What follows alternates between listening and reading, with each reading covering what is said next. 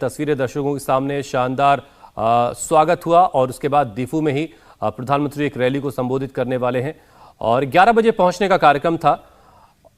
कार्बी आंगलोंग और वक्त के मुताबिक प्रधानमंत्री वहां पहुंच चुके हैं अपने तय वक्त के मुताबिक और दीफू में एक रैली को प्रधानमंत्री को संबोधित करना है। उससे पहले उनका शानदार स्वागत किया गया। पारंपरिक लोक नृत्य और ज़बरदस्त जोश के साथ वहां के लोगों ने प्रधानमंत्री की अगवानी की, उनका स्वागत किया और अब प्रधानमंत्री वहां पहुंच चुके हैं जहां उन्हें एक रैली को संबोधित करना है। आज 3 बजे प्रधानमंत्री डिब्रूगढ़ पहुंचेंगे जहां के खानीकर मैदान में एक सार्वजनिक समारोह में भी वो हिस्सा लेंगे। 6 और कैंसर अस्पताल राष्ट्र को समर्पित करेंगे। 7 नए कैंसर अस्पतालों की आधारशिला रखेंगे। मतलब दिन पूरा काफ़ी बिजी रहने वाला है आज प्रधानमंत्री का और उसकी शुरुआत काफ़ी शानदार और गर्मजोशी के साथ प्रधानमंत्री का स्वागत किया गया है। लगातार ये तस्वीरें आप देख रहे हैं। देखिए किस तरह से प्रधानमंत्री नरेंद्र मोदी का असम में स्वागत किया जा रहा है। वहां की पारंपरिक टोपी हुसैन उन्हें पहनाकर उनका स्वागत किया जा रहा है, उन्हें शॉल भेंट की जा रही है। और असम तो अपने हैंडीक्राफ्ट के लिए भी काफी जाना जाता है और उसी हैंडीक्राफ्ट की झलक प्रधानमंत्री नरेंद्र मोदी के शॉल में आपको साफ नजर आ रही होगी और एक तोहफा देकर भी उनका स्वागत किया जा रहा है।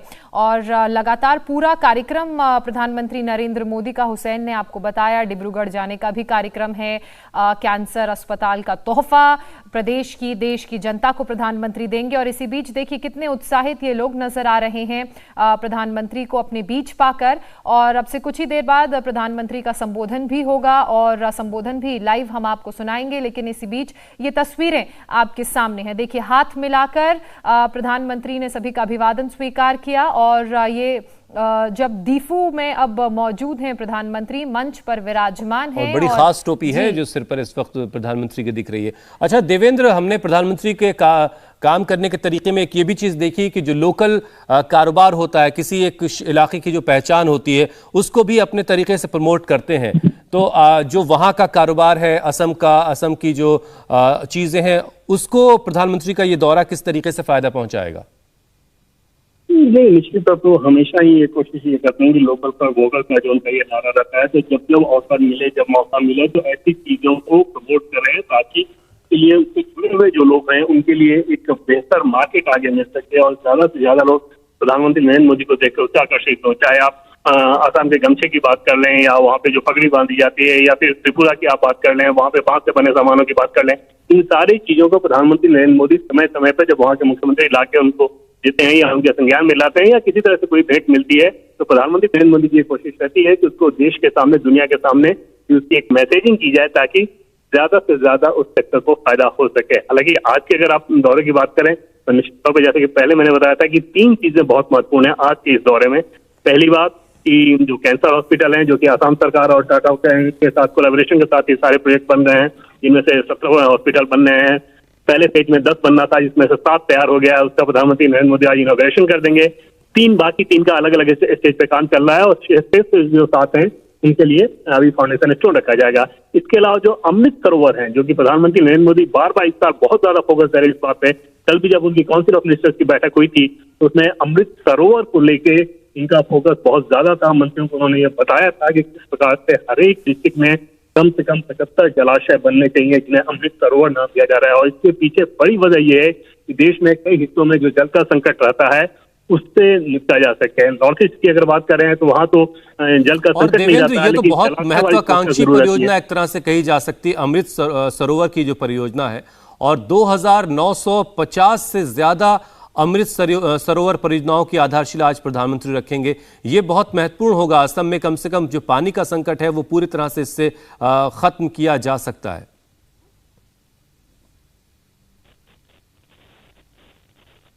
बिल्कुल, जैसा कि हुसैन आप बता रहे हैं, देवेंद्र भी लगातार बता रहे थे कि किन मायनों में ये दौरा महत्वपूर्ण है। 2950 से ज्यादा अमृत सरोवर परियोजनाओं की भी आधारशिला प्रधानमंत्री नरेंद्र मोदी आज रखेंगे।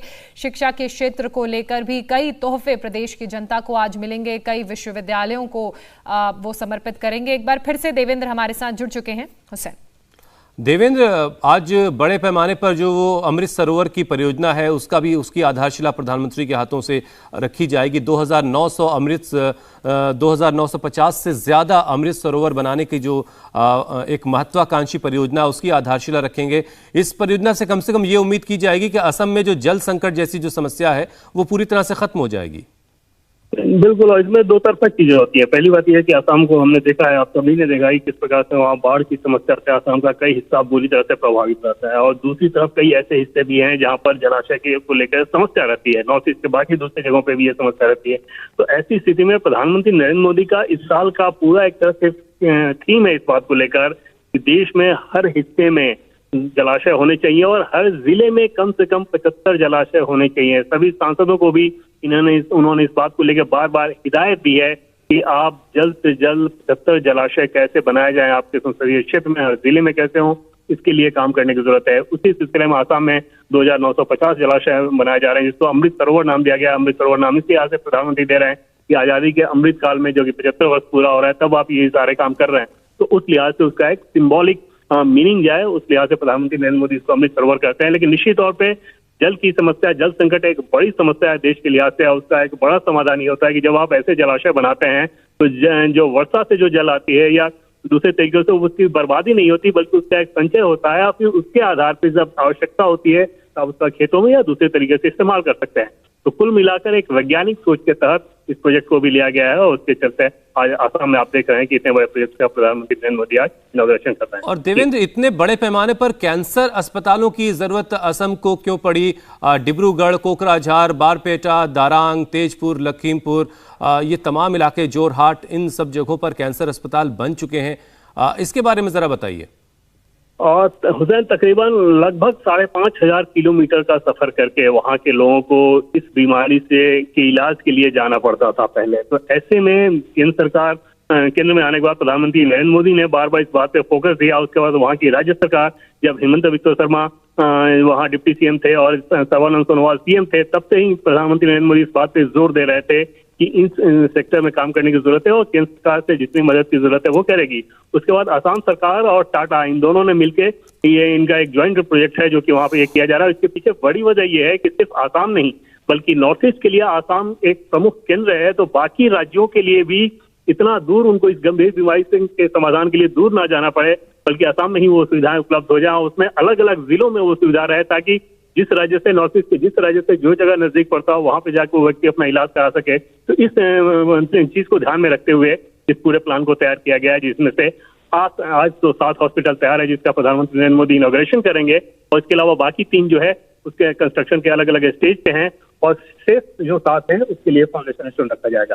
ठीक, बिल्कुल। इसके अलावा प्रधानमंत्री आज डिब्रूगढ़ में मेडिकल कॉलेज भी पहुंचेंगे, वहां उनका किस तरीके का पूरा कार्यक्रम रहेगा देवेंद्र, उस पर भी थोड़ा विस्तार से बताइए।